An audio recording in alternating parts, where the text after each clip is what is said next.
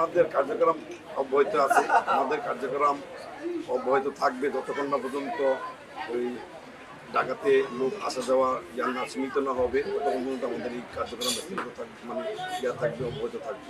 হ্যাঁ, মূল দলের সহযোগিতা পাচ্ছি এবং প্রশাসনও আমাদের সহযোগিতা করতেছে, পাবলিকের, জনগণের।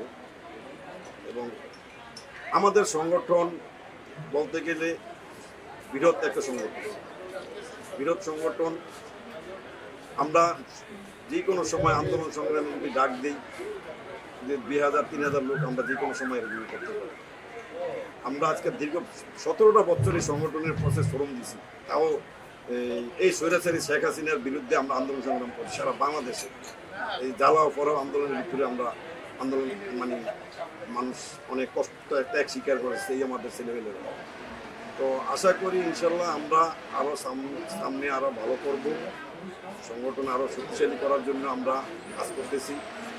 সংগঠন যাতে আরও বেশি শক্তিশালী হয় এবং দল যাতে আমাদেরকে ভালো মূল্যায়ন করে, আমরা দল মূল্যায়ন করার জন্য আমরা আরও বেশি পদক্ষেপ নিতেছি। মানে আমরা সংগঠন করছি, আমাদের সংগঠন যদি শক্তিশালী না হয় তাহলে কিন্তু দল কিন্তু আমাদেরকে বেনিফিট দিবেন। আমাদের বেনিফিট আমাদের আদায় করে নিতে হবে। আমাদের বেনিফিট, আমাদের সংগঠন শক্তিশালী করতে হলে আমাদের সংগঠন শক্তিশালী করতে হইব, মাঠ পর্যায়ে কাজ করতে হইব, ইউনিয়ন পর্যায়ে কাজ করতে হইব, সংগঠনটা ঘরে ঘরে পৌঁছায় দিতে হইব।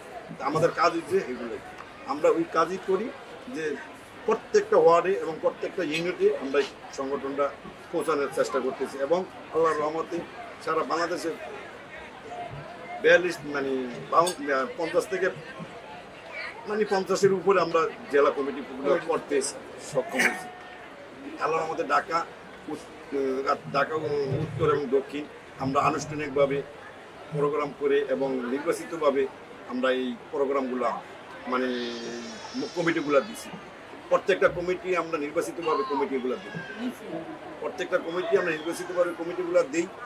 যে এই ঢাকা মহানগরের বিগত মাসানেক আগে আমরা কমিটি দিছি, নির্বাচনের প্রক্রিয়ার দিনভাবে আমরা কমিটিটা দিছি, যাতে কোনো গ্রুপ না হয়। যেই গোড়াবড়ির ভিতরে আমরা কমিটিটা মহানগর উত্তর না, উত্তরের কমিটি আমরা নির্বাচিতভাবে দিছি, যেন ক্যান্ডিডেট বেশি, লোকজন বেশি, আমরা সেই জন্য আমরা নির্বাচিতভাবে নির্বাচন কমিশনার গঠন করে এবং নির্বাচন কমিশনারই কমিটি ডিক্লেয়ার দিয়েছি। আমরা সেই সুবাদী কাজ করতেছি। আমরা সাংগঠনিকের বাইরে কোনো কাজ, মানে সাংগঠনিকের বাইরে আমরা কাজ করি না। আমরা আমাদের সংগঠনের কোনো ছেলে যদি অন্যায় করে বা কোনো ছেলের যদি কোনো আমাদের কাছে কোনো রিপোর্ট খারাপ আসে, আমরা তাৎক্ষণিক তার বিরুদ্ধে আমরা অ্যাকশনে যাই।